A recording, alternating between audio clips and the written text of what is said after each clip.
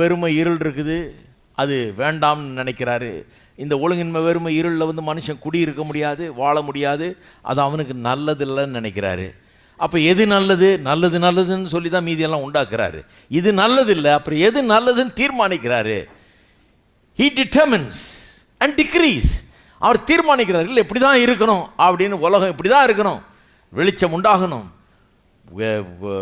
வெறுமையாக இருக்கிற உலகம் நிறைய வேணும் நன்மைகளால், நல்ல புல் பூண்டுகளால், நல்ல கனிதரும் மரங்களால், மிருக ஜீவன்களால், மீன்களால், பறவைகளால் நிறைய வேணும், எல்லா நன்மையான காரியங்களால் நிறைய வேண்டும், மனுஷன் வாழக்கூடிய அருமையான இடமாக இருக்க வேணும் நினைக்கிறாரு.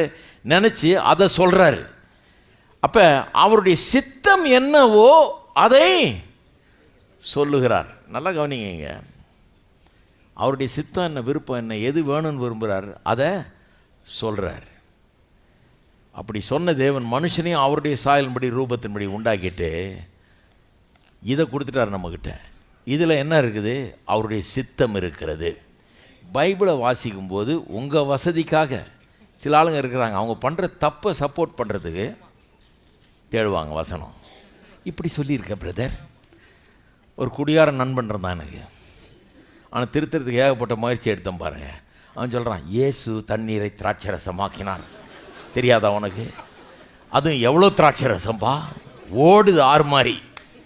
அப்பா என்ன வியாக்கியானம் பாருங்கள், அப்படியே வருது, ஃப்ளோ ஆகுது, இன்னும் போட போட இன்னும் அதிகமாக வருது, பிரசங்கமே வந்துடும் போல இருக்கு. அவன் வசதிக்கு வசனத்தை எடுத்து விட வேண்டியது.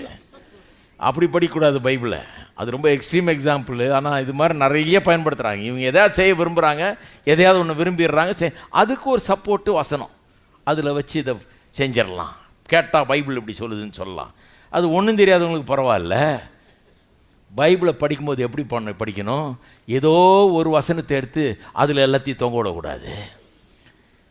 ஷர்ட்டு தொங்க விடுறோம் வீடுகளில் போய் பார்த்துருக்கீங்களா? ஒரு 4 இது இருக்கும் கொக்கி. இந்த 4 கொக்கியில் அவங்க மொத்த ஷர்ட்டு பேண்ட்டெல்லாம் தொங்கிட்டு இருக்கும்.